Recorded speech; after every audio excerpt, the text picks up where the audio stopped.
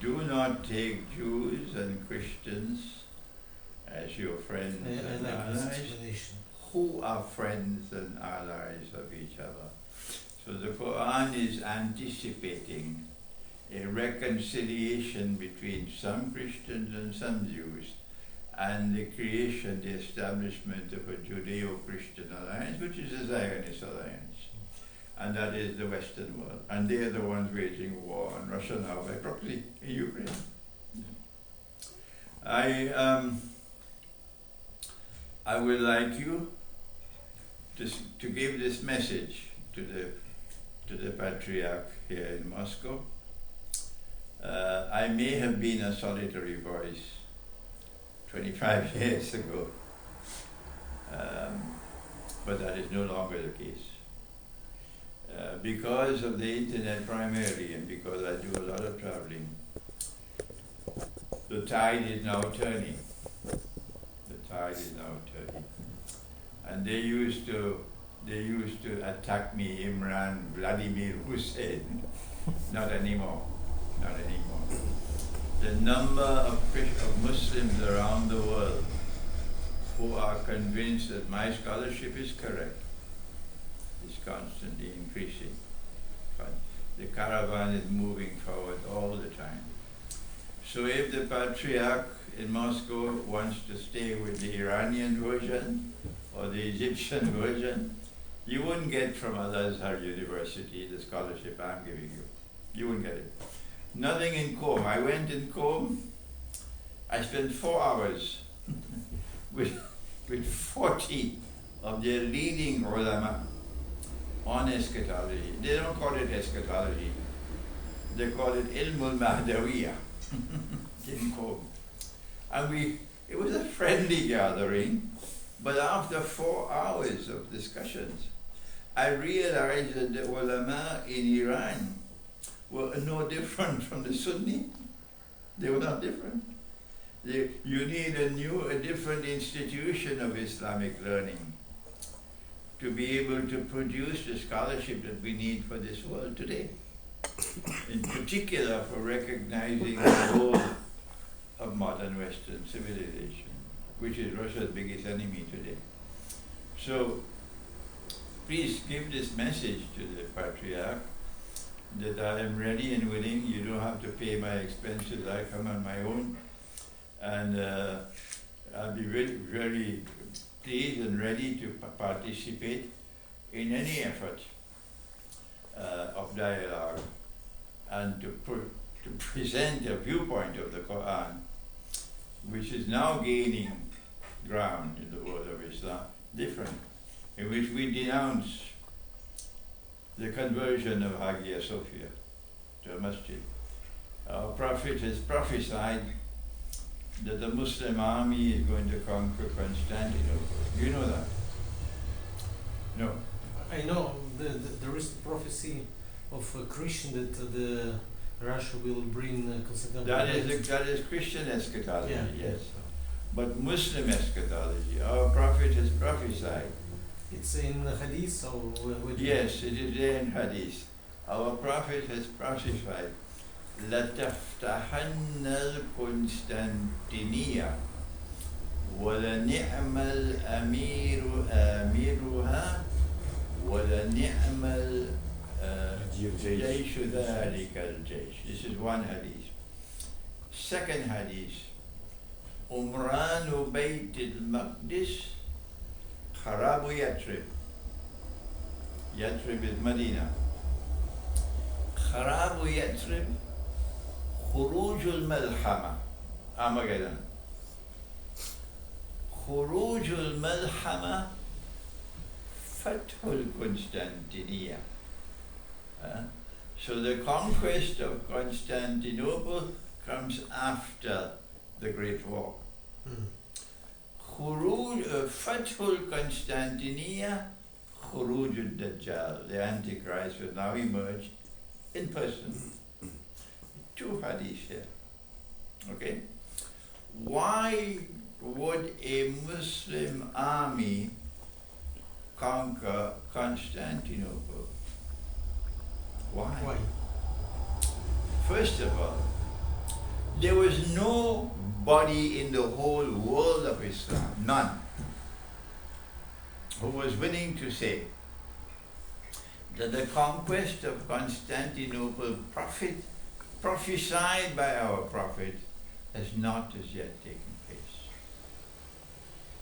The whole world of Islam accepted, all the scholars accepted, that the conquest of Constantinople in 1453 fulfilled the prophecy. Okay? In 2011, I challenged that for the first time. I said, no, the conquest of Constantinople, prophesied by the Prophet, alayhi salatu wasalam, comes after the Great War. And the Great War has not as yet taken place. Then we ask, but Constantinople is already a Muslim city. Huh? So I said, why would a Muslim army conquer Constantinople? Why? Why not Jerusalem? Now we have to give our analysis. And when we give our analysis, we say Allah knows best. And I said, the first implication of a Muslim army conquering Constantinople is that we will then return Hagia Sophia to those to whom it rightfully belongs, and apologize to them for having transformed their cathedral into a masjid. This caused a storm of protest. Oh yes, they blasted me all over the world of Islam. I said, the army which conquered Constantinople waged a bogus jihad because the Patriarch did not want to fight. He had only about 8,000 or 9,000 men, that's all. The Sultan had 200,000. I said, those Christians who fought to defend Constantinople and died, they are the shuhada. And these who fought against them and killed, these are going into the hellfire. You know what that cost me? I survived. I survived. Allah gave me the courage to proclaim the truth, regardless of consequences. And I've not only survived, but the caravan is moving forward. You can ask them. The caravan is moving forward. I said, number one, we will return Hagia Sophia to those to whom it rightfully belongs.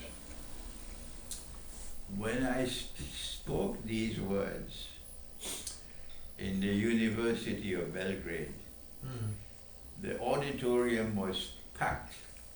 They were crying. They were crying. 99% of them were Christians. Of course. Only a few Muslims were present. They were crying when they heard these words because nobody had ever said this before. Nobody had ever said it. Number two, when we conquer Constantinople, we will liberate the Bosphorus. There are two passageways in the sea which are of strategic importance for naval warfare. One is the Bosphorus and the other is the Red Sea. The Red Sea has the southern end, and then after the Suez Canal was built, it became strategically important. Okay? And if the Bosphorus is freed, the Russian Navy, after the Great War, will be able to enter the Mediterranean. The third implication of the conquest of Constantinople, and the people of Istanbul hate me for this, I said the name of the city will be restored. to Constantinople. They said, where is the proof? I said, our prophet used the name Constantinople, so that is Sunnah. And you change the name from Constantinople to Istanbul to hide this hadith. The fourth implication, which I have not so far spoken about, is that no Christian people have suffered more from the Ottoman Empire than the Armenians. The Armenians were thrown out of Western Armenia, and they live now in exile in the diaspora. I go to Yerevan. On Saturday I'm flying to Yerevan, and I can feel the tears of the Armenian people. And even in Armenia, they're using Azerbaijan now to wage war on Armenia. This is Israel's ally, Azerbaijan. So I said the fourth implication of the conquest of Constantinople is that all the Christians who were driven out of their homeland can now return and live in peace and harmony with their Muslim neighbors. This scholarship has come from the first time from me. You can't find it anywhere. The Turkish people hate me. I can't go to Turkey. I can't go to Turkey. So I don't know whether your Patriarch would be comfortable with me, because he has to deal with his relations with Egypt, with Saudi Arabia, with Iran and so on. And my scholarship differs from theirs. Oh yeah. But you can tell them I'm willing to come. I will refer. Tell them I'm willing to come. I'm now working on preparing a document.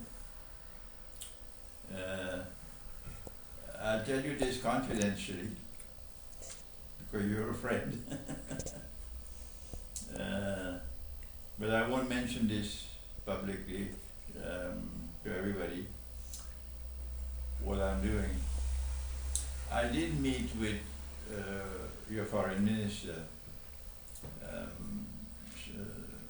Lavrov. I met him, and this is public knowledge, yeah.